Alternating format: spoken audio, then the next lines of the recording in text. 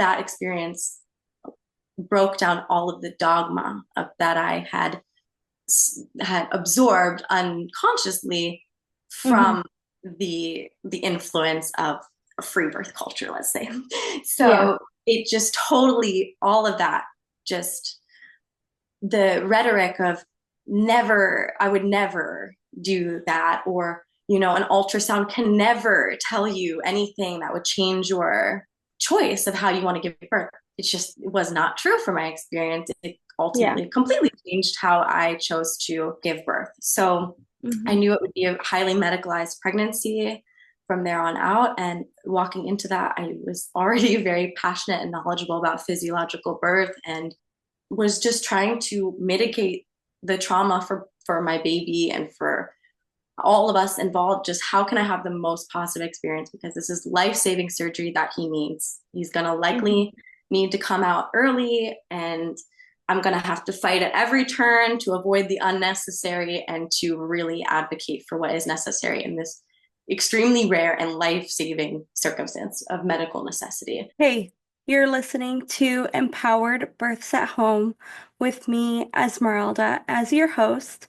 I am a mama of three, fellow home birther, and doula. I am completely obsessed with birth, more specifically, home birth. And this is the podcast where women come to share their home birth stories, along with the journey that led them down the path to home birth. Whether you're pregnant, planning a home birth with your first or fourth baby, or even is just someone who is a complete birth nerd like me, this is the podcast for you. Let's get right into this week's empowering home birth story. Hi, I'm Christina Mearns, and I'm a mother of two little boys, one who's with me today, not feeling too well.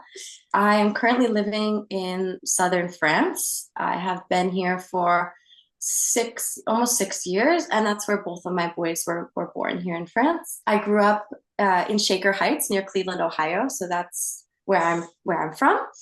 And I am in the very early stages of beginning to support women as a birth keeper, but in the very early stages of clarifying how I want to do that. So Mhm. that's a little background. Yeah, that's amazing. And so, how did you kind of get onto the journey of having a home birth? So for me, I was someone that always knew that I wanted to be a mama since I was really young, and very early knew that I wanted to do something involving babies and kids and mamas. I was just always fascinated by everything motherhood. And so very early on, I can remember really after high school, around like 2013, 2014, where I started to look into becoming a doula, because I had always been interested in birth, and discovering unassisted birth or free birth just really clicked for me when I realized that that was something that women were doing. That just made a lot of sense to me. So even as early as then, I always had this feeling that when I get pregnant, that's what I want to do. I know that deep down in my bones, I think that I really just want to be alone. I know I want to have a Mhm. home birth, but I really think I want to be alone. So I discovered that early on, and was not finding a path to becoming a birth worker or doula at that point. I just looked into different trainings, and it didn't resonate, because what I was looking to how I was looking to support women and the births that I wanted to help to happen is not the trainings that I was finding, especially the certification. So I kind of Yeah. abandoned that, and went on to do several other things, and am now, my second one is almost 18 months, and I'm just now, I'm in a mentorship program with Audrey Ross of A Joyful Birth, a birth Okay. keeper mentorship, and it's really helpful in clarifying how I can begin supporting women from where I'm at right now, because I am feeling that call and have felt it for a long time, and I'm ready to step up and show up and be the woman that women are looking for. So Hmm. Yeah, that's absolutely beautiful. I love that. And so, when you got pregnant with your first, what was kind of the decision factor, or what was the bottom line of like where you were going to give birth for your first? Yeah, this was a really complicated situation. I was working as an au pair in southern France.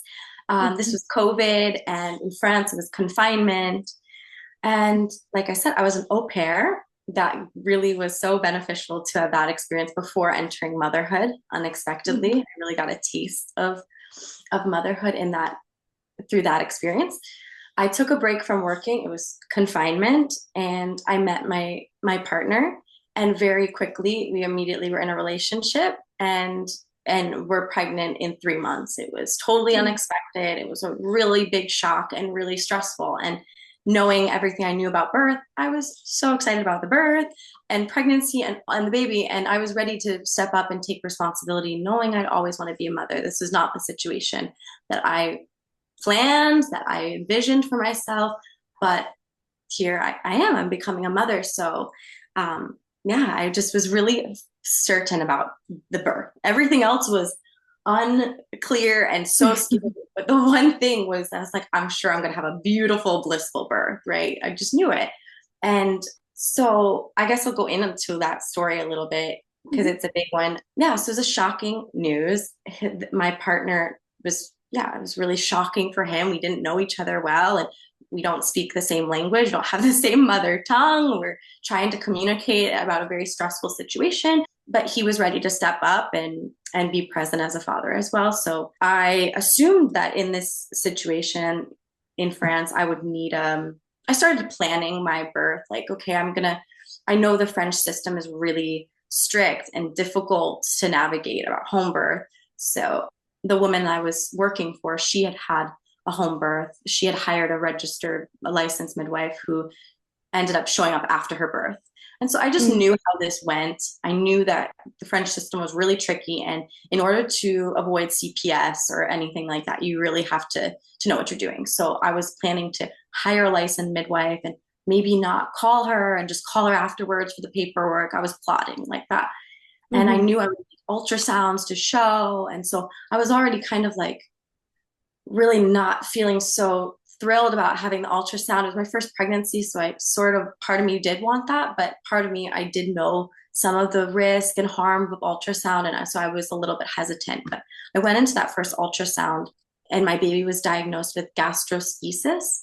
Mm. And it occurs early on in gestation, and it's a malformation of the abdominal wall.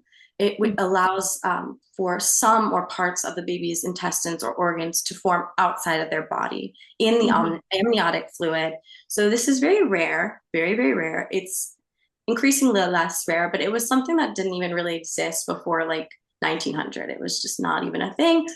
Yeah, very rare, like 1 in 1,000 or less than Yeah. that. And it occurs early in gestation. And I didn't want to believe it. I was so skeptical of the medical system at this point that I was sure they were wrong. They're telling me my Mhm. baby's organs are outside of the body. There's no way. I was so sure. That happens to other women. That doesn't happen to me because I'm going to Yeah. have a free birth. So that really totally spun me out. And also, that experience broke down all of the dogma that I had absorbed unconsciously Mhm. from the influence of a free birth culture, let's say. Yeah. So it just totally, all of that, just the rhetoric of never, I would never do that, or an ultrasound can never tell you anything that would change your choice of how you want to give birth. It was not true for my experience. It Yeah. ultimately completely changed how I chose to give birth. So I Mhm. knew it would be a highly medicalized pregnancy from there on out. And walking into that, I was already very passionate and knowledgeable about physiological birth and was just trying to mitigate the trauma for my baby and for all of us involved. Just how can I have the most positive experience, because this is life-saving surgery that he needs. He's going to Mhm. likely need to come out early, and I'm going to have to fight at every turn to avoid the unnecessary and to really advocate for what is necessary in this extremely rare and life-saving circumstance of medical necessity. And you're just Hmm. it's so unsure. You don't know if this baby is going to be healthy or not. But this diagnosis nowadays, with the medical technology that we have, is extremely positive that if your Hmm. baby does receive the medical care that they need, the surgery, NICU stay, they're fed intravenously. It's a long, invasive medical intervention. They have a 90, it's like 98% chance of living, but it's like 93% chance of having a totally healthy, normal life, maybe even higher than that now. It wasn't like that before, like 100 years ago, but now Yeah. these babies can live when they're born in the hospital under Hmm. receiving that care immediately. So, yeah, it was, I did end up, I would say, having the most positive experience and outcome that I possibly could have had in a very tragic and very stressful and devastating Hmm. situation. I had a lot of acceptance and was able to advocate for him. The OB was trying to prepare me for a C-section at 31 weeks because she was going to go on vacation, all like the Hmm. typical system stuff that I came up against, but I need these angels to save my baby. So it was such a humbling entrance into motherhood that I needed. This was my Hmm. unique story that I needed to parent this specific child and his special story that he brings, to let go of, yeah, I guess these unconscious dogmas that I had picked Hmm. up, and to, yeah, really embrace what motherhood was asking of me. So I was able to keep him inside of me as long as I possibly could before I did have an early induction. And this is all happening in Montpellier in France. So with a mask, speaking in Hmm. French, it was just, at that point, I didn't speak very well French. I was really alone. I was really alone. Thank God my partner and their father was with me, but I was quite alone. Couldn't understand the language well. But I was able to keep him in until about 35 weeks when Hmm. they chose to induce me. The baby's organs start to dilate or start to Hmm. kind of, yeah, dilate, conflate at the end of pregnancy. And it's more ideal to get the baby out before the amniotic fluid actually does quite a good job of protecting these exposed organs. But once you get further along into that third trimester, there can be damage to the organ. So they want to get the baby out sooner before there's like damage to a small intestine. Yeah. So we, did that path. He was born just under 4 pounds and, yeah, teeny tiny. Had the surgery. It went really well. And there were angels in that NICU as well. I remember one, actually a male nurse. He's the reason, probably he's part of the reason why I was able to establish breastfeeding so early, because Hmm. in this situation, the baby's organs, since they just have to put the baby's organs back in place, they obviously can't drink anything or digest properly. They have to give the organs time to readjust, and then they can digest. So while that's happening, they keep them nourished through intravenous feeding. Like, he had a catheter straight to his heart, um, and a gastric tube. So it was actually this male nurse that was, I really wanted to breastfeed. In this situation, it would be unheard of. Hmm. Formula obviously pushed. Your baby can't digest and is being fed intravenously directly through their heart. You're not going to breastfeed. But I did, and I wanted to. And he was like, you can, after you breastfeed him, if he drinks any milk, we just have to take it out. We have to aspirate the milk. But this is how you can establish breastfeeding. So you let your baby drink a Hmm. little bit, and we can aspirate the milk with his gastric tube and allow him to establish that relationship without, yeah, without forcing digestion before he's ready. So he had Yeah. a short NICU stay in the long scheme. This is typically 2 months in hospital with this type of diagnosis. So we were in there about a month and a half. I Hmm. lived in the hospital, and he's a healthy, happy, vibrant, amazing, almost 4-year-old boy. So I think there's just so much there for so many reasons that, yeah, so much comes up for me with that, as becoming wanting to be a birth worker, so supporting women in birth and be a birth keeper, that I don't want this story to anyone, a woman that is planning a wild pregnancy who doesn't want scans. I fear that sharing this story, I don't want that to influence Hmm. somebody's choice. So I'm very careful about how to share that, because there is a reality that there's this teeny tiny chance that an ultrasound can reveal to you something that could, in this very particular situation, but it's such a rare circumstance that Hmm. I feel conflicted about how to navigate speaking about that, I suppose. But yeah, that was my story. So going into my second one, like for example, I knew I wanted to have a home birth, to have a free birth, but I did want that ultrasound, because Hmm. after you have a baby, that's organs are growing outside their body. Yeah, it's kind of normal to like, it's so not logical because the likelihood of you having another baby with that is like non-existent. It's so Hmm. rare, but you want that reassurance to know I can go ahead with my plan. So Yeah. it was a really hard first year postpartum. He was so tiny. It was such a unique entrance into motherhood. He came out healthy, and so I was grateful for that. But there was obviously a lot of emotional pain and trauma to work through. And then also just when he will like get sick now, it's a different Hmm. thing for me and my partner. Like seeing him sick, even if it's just like a little, he's got a little something. There's Yeah. just when you've watched your baby go through that. It's like that it's unique in that my medicalized birth, I walked into it already knowing that I would have had a home birth. I would have. So my story is different. It wasn't. I already Hmm. knew that I didn't want anything the medical system had to offer me, but I chose to navigate it in this very unique experience that it was needed, and successfully did so, and then successfully went on to have the birth that I desired for my second one. So Hmm. yeah. Yeah, and I'm so glad that you touched on all of that because I do think that there is a lot of harm in the free birth world of free birth or nothing or free birth or die. And it's very hurtful to a lot of women who do have something that happens that needs medical assistance.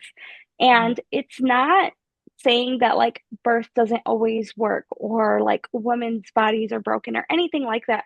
But there is a like 1% small little chance that things can go not necessarily wrong, but in a way, not exactly the way that they're supposed to.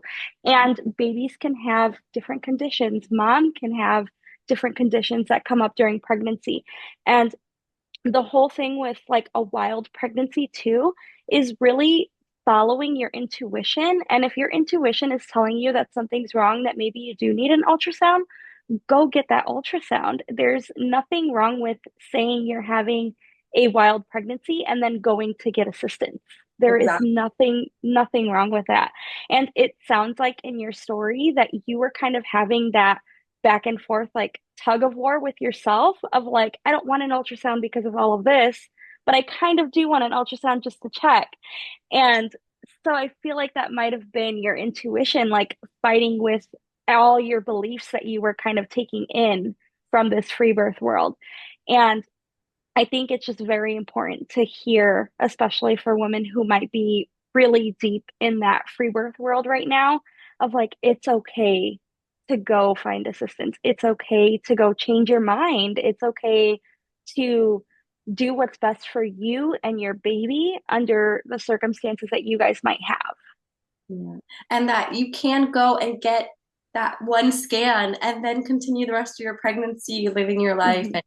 Mhm. Or if you choose to not, then that's great, beautiful. But yeah, I totally agree with you. I really appreciate the conversations that are just beginning to come out.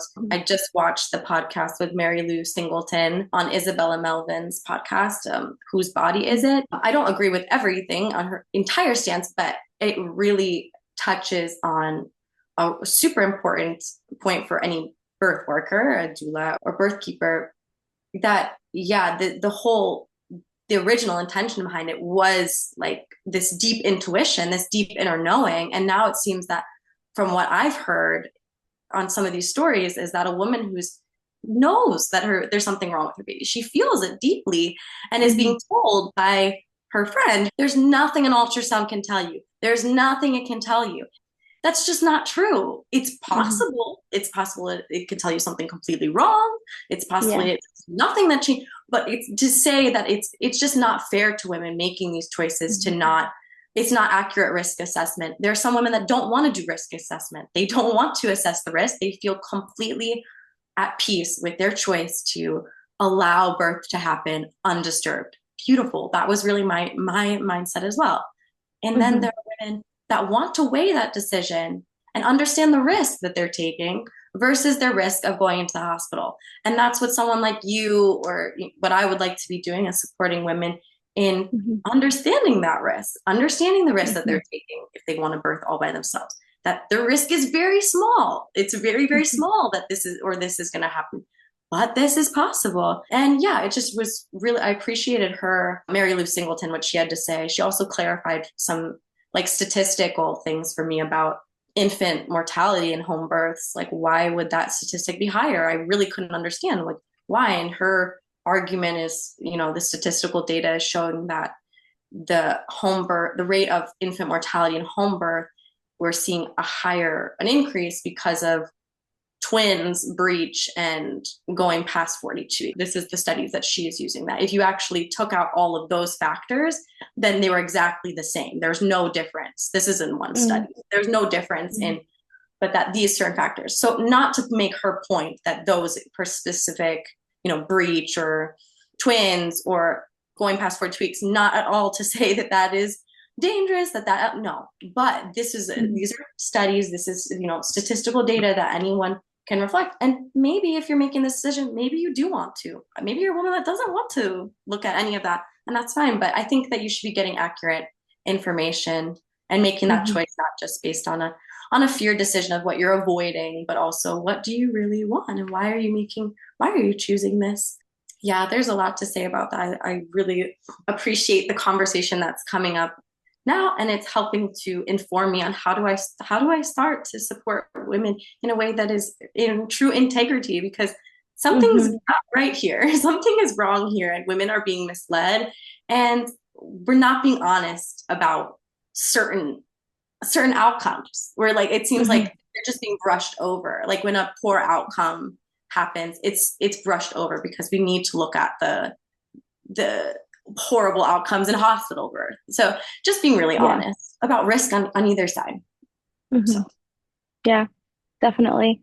It is a big conversation that needs to be had because I do see it happening a mhm. lot where it's either you're very on the medical side and with the hospital and it's fear mongering over here, or you're very on the free birth or nothing side and it's also fear mongering and all of It that as becomes well. a label. It becomes an identity. I'm really against it becoming an identity or a label or Hmm. that's what's it's so bothersome to me, because like I said, Hmm.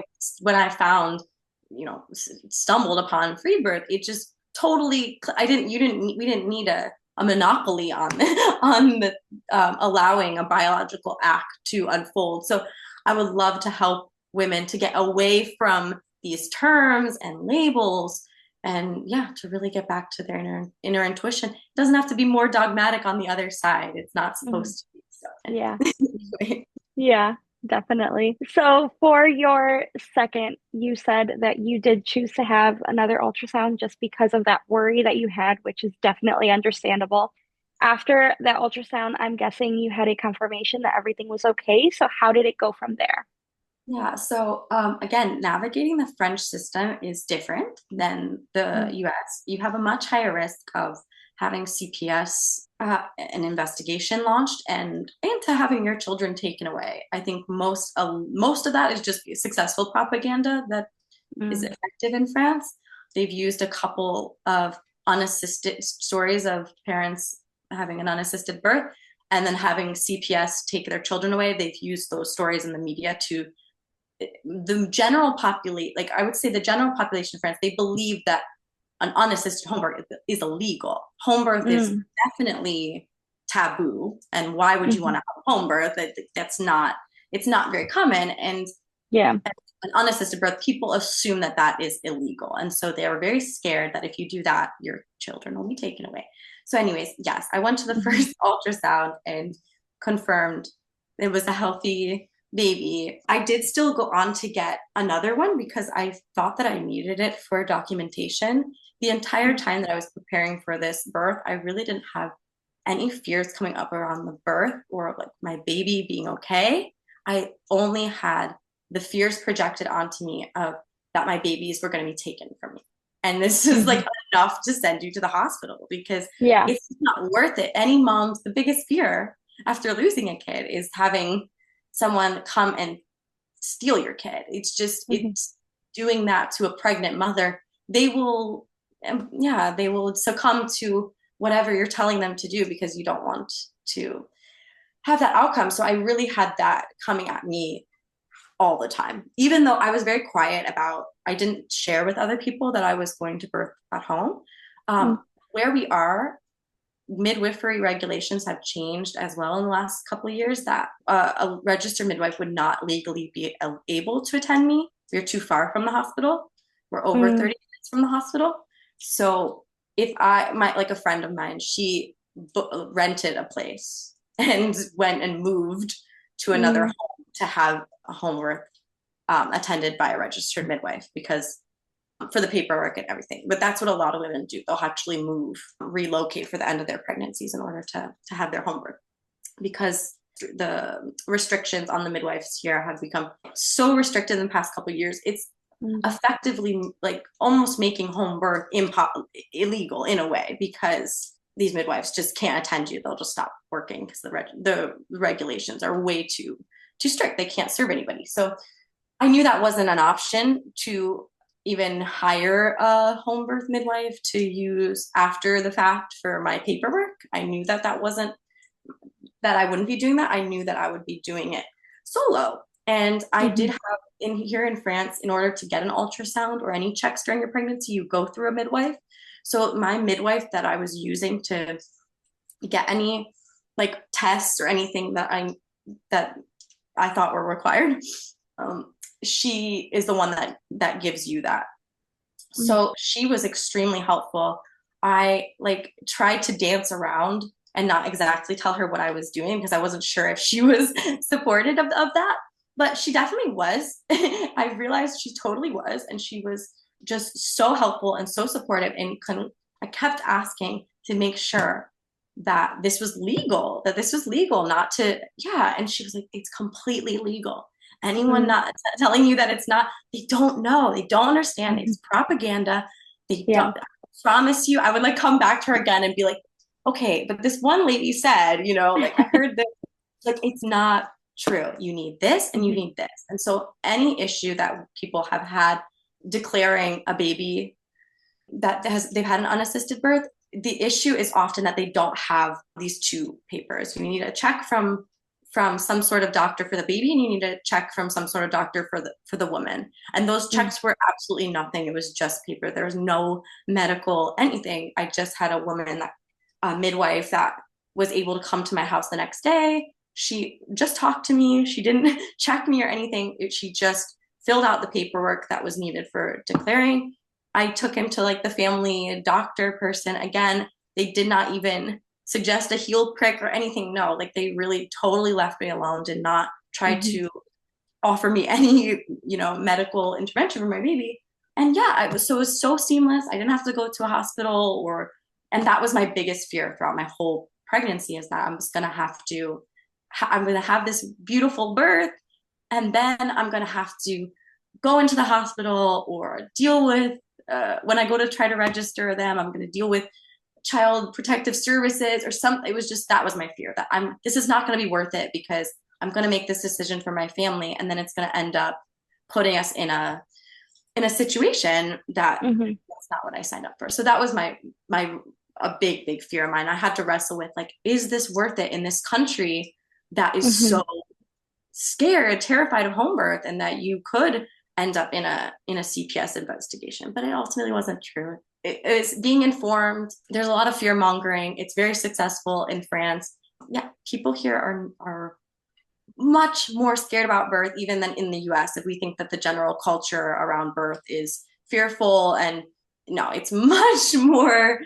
much more welcoming to home birth, and yeah, than here in France. It is unheard of. So yeah, that was I did get another ultrasound. The second ultrasound, it was clearly a person that didn't really know what they were doing. They were like looking for something that wasn't there, taking a long Yeah. time. It was their first, their training.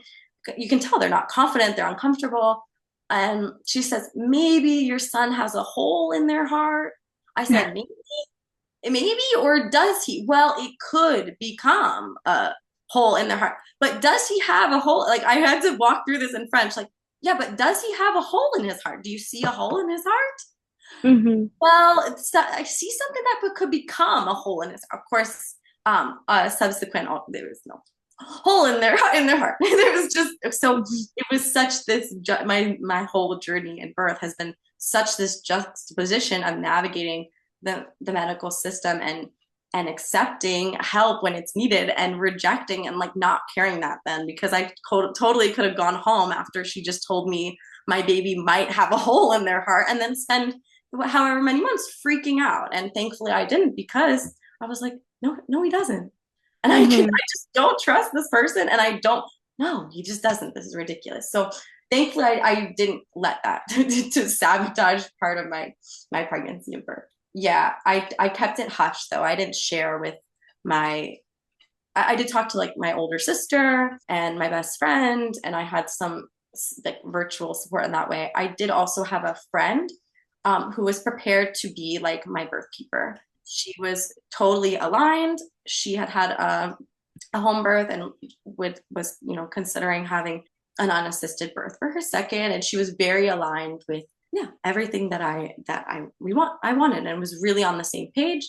And it was really helpful to have throughout my pregnancy, like just she would come over and we would talk, and I would get to talk about all of this, all of the fears that were coming up. And again, it wasn't a lot of just projected fears. It was, I didn't have a lot of fear. I had a deep knowing that my baby was perfectly healthy and good. So that was really helpful to have. I went, yeah, it was also stressful for my partner, of course, because I'm asking something of him that's completely unheard of. Hmm. This is something he's never ever heard about, and he didn't want to watch any videos. He's like a manly man, okay? Like he's not. I just whenever I would try to like prepare him or it, the just talking about birth and stuff, I did inform him about things that were like, crucial, Hmm. and but he was not interested. Like I hear some of these men that are like watching the courses with their Hmm. wives, like super into it, and like how can I like no, he was in support. He thought it was like a little bit, you know, but deep, just because it was Yeah. outside of his culture completely, like so unheard of out of his culture, but deep down in who he is, it was like I'm sure he's probably thinking like if he's a woman and he's going through this, like that's how he would do it, because that's the type of person that he is. Like when I met him, he was Hmm. basically like living outside off the grid, and like he's always kind of been like yeah, like not civilized, like out of Yeah. society, and like just Hmm. living really connected to nature, and not in a dogmatic way, like in a really rooted way. So Hmm. you could see this choice was coming from that place, but it was really yeah, we just didn't talk like so much because there was like this tension of like it's coming, it's gonna happen at some point, and he's just an acceptance, like what am I not, I'm gonna support. But there's this fear that what if, and Hmm. he doesn't know anything. He really doesn't know. He was like, I've watched animals give birth, so I don't need to watch he's like, I've seen dogs give birth and cats give birth. I don't need to watch another woman give birth on your screen. And I respected that. I wasn't going to force him to watch Hmm. like a birth video or something, but I thought he would be interested in learning a little bit more about, you know, no, no, he just felt, yeah, um, yeah, the type of person he is. He didn't need a lot of analytical thinking. But I went past 41 weeks, and then the fear started to come out, like Yeah. because then the first thing he searches on Google is like going past going past 41 weeks and it's like death. That's just what it says. Mhm. It's like your increase of fetal death, whatever, goes up so much. That's like the first thing that shows up when you Google that. It's so messed up. So Mhm. he's like, are you sure you know what kind of like, are you sure you know what you're doing? Is this, yeah, everything is fine. But it was stressful towards the end of my pregnancy in that way. And I got Mhm. past that 41 weeks and you're just like, oh, I don't, now I'm not waiting for this. I don't know when this is going to happen. And I felt really Mhm. good. At 38 weeks, I felt like I was going to go in labor. I also had this story that I was going to go into labor early. I Mm. have no idea why. Oh no, I do have a idea why because my first pregnancy only lasted up until Mhm. 35 weeks. So I never Mhm. had that full gestation, not even close. And Yeah. so I just always had it that this baby was going to come at 38 weeks or something. And Mm. once I got to that point, I felt like I was going into the portal. Like I started to feel at 38 weeks, like labor's going to happen soon. And then for Mhm. those last couple weeks of my pregnancy, I felt really good. Like baby maybe had dropped. I just didn't feel wobbly and big and pregnant. I Mhm. felt like agile and I was like walking in the Mhm. woods and everyone's like, you could just go into labor like out there. I feel good. I really just didn't feel like I was about to give birth. It just helped me to get into this headspace where I just kind of like really let it go. And Yeah. it was November 14th and I didn't really have early labor, not that I recognized. We went about our morning. I remember like we ate lunch and I was cleaning up a dish or something. And I felt like my first kind of like tightening. I had not had any practice contractions or any like cramping or tightening throughout my whole pregnancy. And I felt like a little wraparound tightening, but like nothing. I was like, okay, maybe. And put my big one down for nap. He was still nursing, by the way. I did nurse Mm. throughout my pregnancy. I ended up weaning. He was not nursing very much, but it was a heavy load too. I was nursing a big toddler, a big Mhm. boy throughout my pregnancy. And I put him down for a nap and left the room. And I went downstairs and it was so bizarre because I lost my mucus plug like before anything was starting to happen, like I just lost my mucus plug and then like I got sucked into the portal. There was no lead up. There was no early labor. It was just Mm. like zero to go. Oh my gosh, Uh-huh. mucus plug. And then I went upstairs. I knew the whole time that I was gonna birth in my son's bedroom. I just knew Mm. it.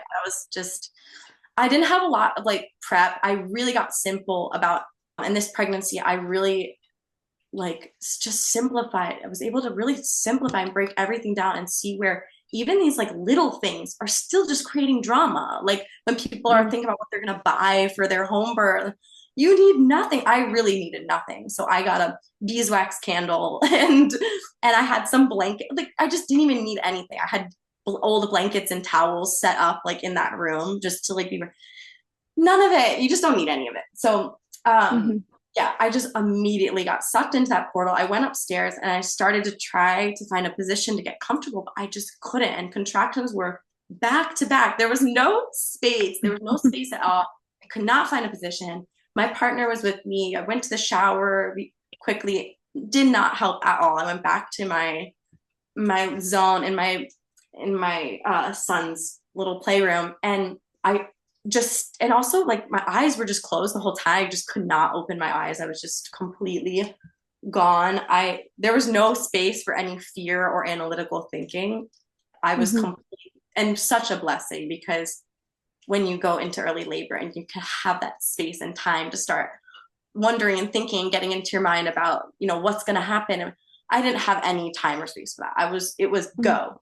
And I was on my knees and my partner, at some point when it started to get, he could see I was, deep in labor. He took my son next door to our neighbor's house to go hang out. And this was, yeah, in the afternoon too, which is so odd to me. I really always thought I would go into labor at night in some Mhm. capacity. And it was like 1 o'clock in the afternoon, like lunchtime. And I'm also like in a village.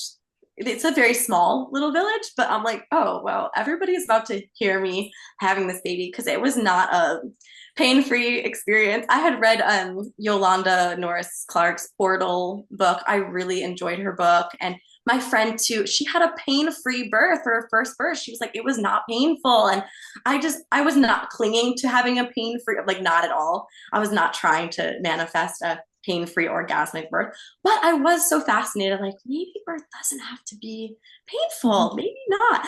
But that was not my experience. It had to be painful.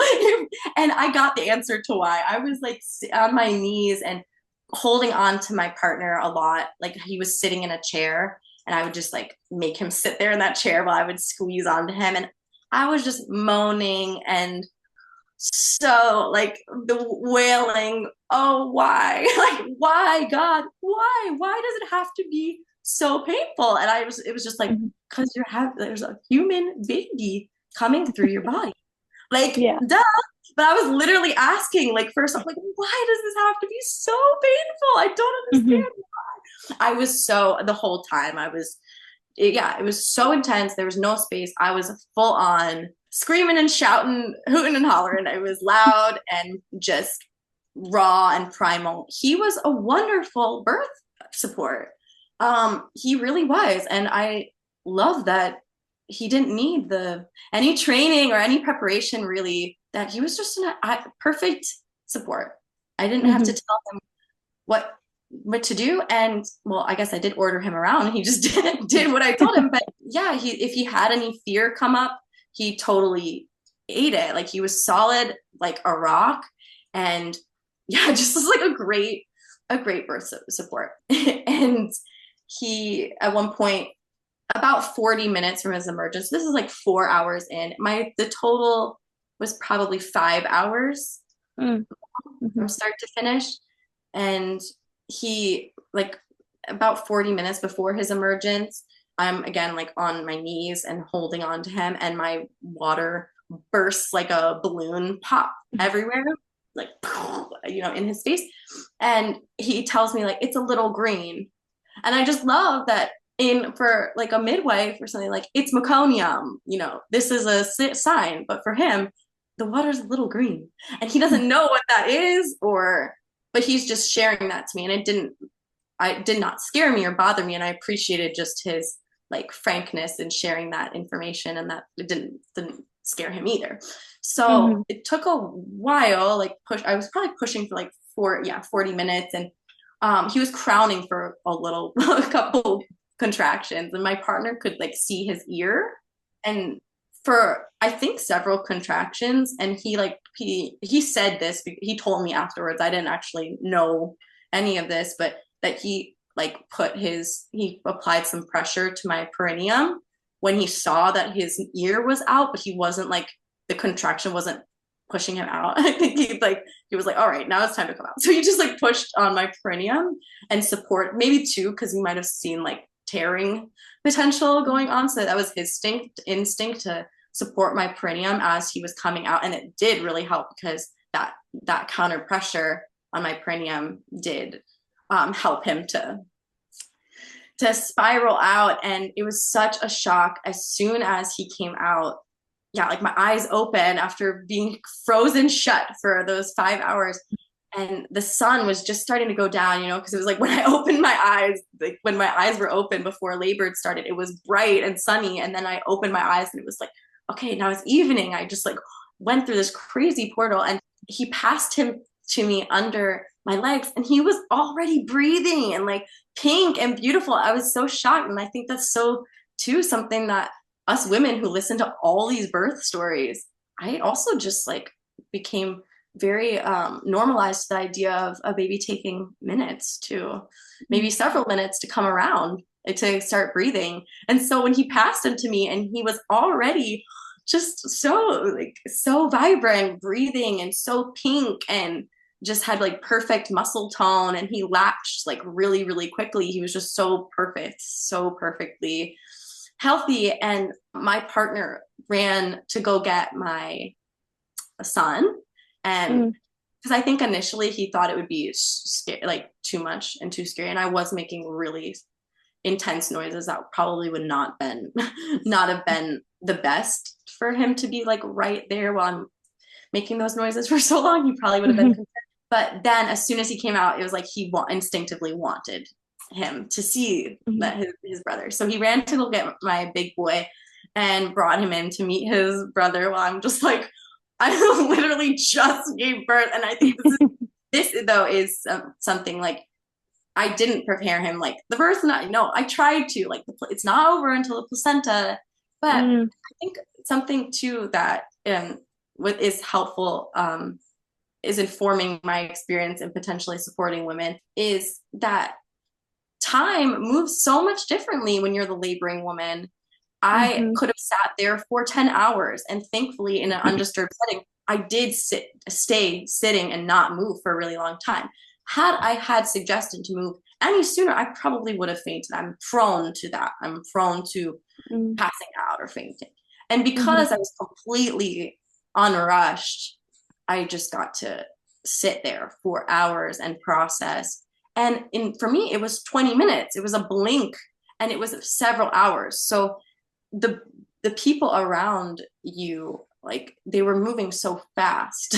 They were mhm, moving so fast. And for them, they're all tired and like, you've been sitting here for so long. I don't know. There's just like this, especially, yeah, like my partner, he's tired and they're moving at a normal pace, but it was fast. So mhm, it helps me to remember that as the attendant, as someone there, the woman, it might seem, even when we talk about waiting for a placenta too, it might seem that mhm. she's been sitting there for 3 hours processing, but for her, it feels like 30 minutes. That's really what time Mhm. felt like for me. So I'm Yeah. really glad I got to just soak that in. And I just instinctively called my friend who I was had on call to be my birth keeper if I wanted her there during my birth or afterwards. And I called her because I felt like I was getting pulled out of the birth portal. And Mm, I thought that her sisterly support is going to help me to like stay in that, respect that, and birth this placenta because my mhm. partner and my almost 3 year old, this energy is not, I think it'll be helpful to have her there. And Yeah. she just came and yeah, was a sister, sat at my feet. She had built me like because I didn't have a toilet upstairs and I knew I would probably be birthing upstairs and our toilet's downstairs. So she built me like out of a plastic like lawn chair. She like cut a Mhm. hole in it and I was like, what? I'm not gonna need, like, I don't know. I felt like I'm not gonna need to. She's like, some women really like to be in like a seated toilet position in labor, and you don't have that. So, like, maybe this will be, useful. I was like, okay, that's really nice, but I'm not sure that I'm really gonna need it. I'll go in my shower, Mhm. but it did come in handy because I sat on it and put the bowl underneath, and my placenta plopped out after I'd been waiting for probably 2 hours. And like, I Uh-huh. was just kind of like, yeah, probably an hour and 45 minutes. But like I said, it didn't feel long to me. Like an hour and Mhm. 45 minutes waiting for my placenta felt like 30 minutes. And Mhm. yeah, so she was just sitting at my feet. And I was kind of getting like, oh, I don't want this to be my story that, everything goes so smooth and then have a retained placenta. So you start to get this Yeah. like, oh, I want it to come out, but it just plopped out when I was talking to her. And so yeah, that was a really kind of perfect for me because for me, I'm glad that she wasn't at my birth. We did not need her. And I really appreciated just having my partner. That was really special, just having him. But afterwards, like, yeah, she hung my laundry and made sure the bed was, set up for us and helped me get cleaned up and just was Mhm. that sisterly support and sat at my feet watching me birth my placenta as it splattered, little blood Mhm. splatter everywhere. It was just that real, yeah, sisterly support that everyone craves after birth, with the beautiful contrast of having just the intimacy of just having my partner Mhm. witnessing the emergence of his baby, and also for him to catch his baby in that way, to be the sole, yeah, how huge for him. He was also for our first son's birth and that walk. I mean, he was so present in that hospital NICU setting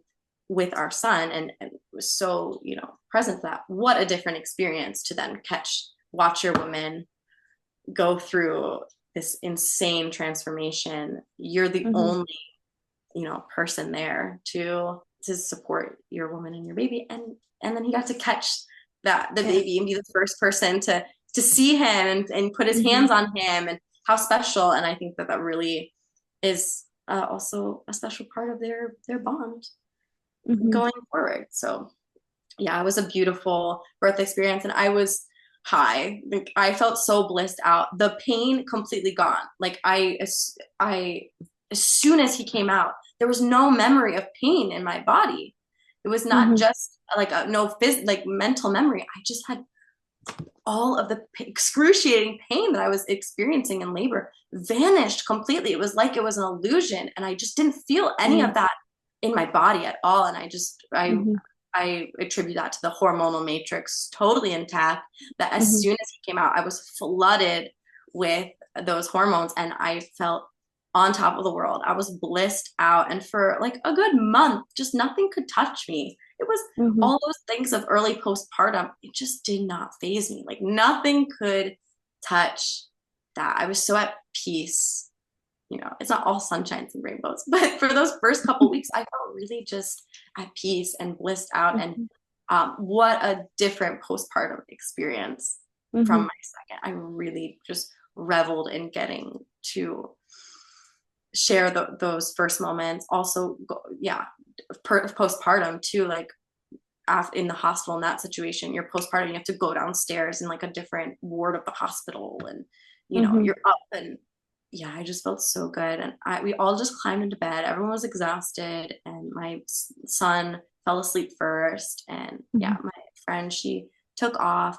We burned the cord, just me and my partner sat and burned the cord. He was so tired. He's like, "How long does this take?" Like, I was not tired. I was wired. I was so loving all of it. And we all just climbed in bed together. They were passed out. So all three of them, like, because then my sweet little baby, he's always been a really good sleeper too. Hmm. They all just were all snuggled up, sleeping in bed together. I'm sitting on the edge of the bed, like, oh, thank you, thank you, thank you. Hmm. It just, it was simple, everything that I was praying for. And yeah, just the best day of my life. Definitely one of the best days of my life. So I would love, my intention is I would love to help babies be born this way, in peace, to be welcomed into the world this way, with patience and peace, for mothers to be truly supported. Yeah. So that's where I'm at. Yeah, that's such a beautiful story. I love everything that you shared. It just seems like you got exactly what you were kind of wanting from the very beginning. And it just took a different journey than you thought it was going to take to get there. But it was still so beautiful just how it all happened. So I really love that you shared all of that with us. And it sounds like you are going to be such a great support to any women who come across you and get connected with you. And you'll be able to support them in a way that I also feel women should be supported during birth. It's just a certain type of support that I feel like only a certain amount of women are able to actually understand that and then go and do that, because there's so many other people who think that they want to serve women that way but get stuck into a certain belief system or a certain, just very, like I said, on one side of the spectrum of birth, of either very medicalized or very, very radicalized. And that's just not a place to actually serve women, because everyone is going to have a different birth experience. Not everyone is going to have the same exact birth experience. So there's not one right way to give birth. And I feel like the way that we are wanting to serve women is where they want and where they feel that they are on that spectrum, not just going to very like one-sided type of thing. And I wouldn't be having this position, and like yeah, what you are holding, the kind of work that you are doing, the role that you have, I so admire. That's how I would like to be supporting women. And yeah, I think that telling half truths is not telling the whole truth. So I think, yeah, let's tell women the whole truth. We can hold it all. We can say the whole Hmm. truth. And if we don't, birth is going to bring it out too. That's the thing. Yeah. And I'm so grateful ultimately for my first experience. It does inform now how I can support women. And I wouldn't Hmm. have that kind of perspective. I would likely walk into birth work wanting to be a birth keeper for just this type of woman who just like in an unconscious dogmatic way of clinging Hmm. to an idea that there is one best way. And Hmm. I just think that we can talk about the truth of physiological birth and our amazing design, and talk about the reality that life brings, that not everything goes perfectly every time. We can talk about all of it. And Hmm. yeah, that's what I'm going to start. I'm busy mama. I'm busy with these two little boys, so I'm struggling to find that time to Hmm. commit to working. But I want to. My page is not at all set up. I don't have anything posted. I'm working on it now to just start that conversation. These are the types of Hmm. conversations I want to start having, and to start putting myself out there as a support for women, because I feel that I have wisdom that can be valuable with where I'm at Hmm. right now. I do want to continue my experience and my in training. That's why I'm taking this mentorship right now, and it's extremely helpful. But yeah, I want to put myself out there so that if there is any woman that wants that kind of support, I'm just open to talking all about this stuff now. So yeah. Yeah, absolutely. And where can someone find you if they kind of want to follow you on this journey that you're going to be taking? Yeah, my handle on Instagram is Nature of Birth. And like I said, I got nothing up there yet. I'm going to start getting something out there, just introduce myself and my story and to start the conversation. But if anything that I talked about resonates with you and you want to talk, my DMs are open to just chatting. So, Hmm. yeah, Amazing. Well, thank you so much for coming on and sharing all of your stories. I really loved the conversation that we had. me too. I so appreciate it. This was such a wonderful opportunity. I really, really appreciate it. So, thank you. As a doula, I serve women who want to have a physiological and intuitive birth. Women who are ready to take radical responsibility for their birth and want to be the authority in their birth. This is not a job or career for me. This is much bigger, something deeper. This is soul work, my ultimate passion, because I trust women and I trust birth. I have both in-person and virtual offerings available, including birth services, birth circles, courses, mentorships, freebies, and much more. For more information on everything that I offer, the link is down below in the show notes. Thank you so much for listening to this episode. If you enjoyed it, I'd love for you to share with any family or friends who may benefit from these stories and experiences. To further support this podcast, I'd appreciate if you would leave a 5-star rating and review, or you can even make a loving donation on my website at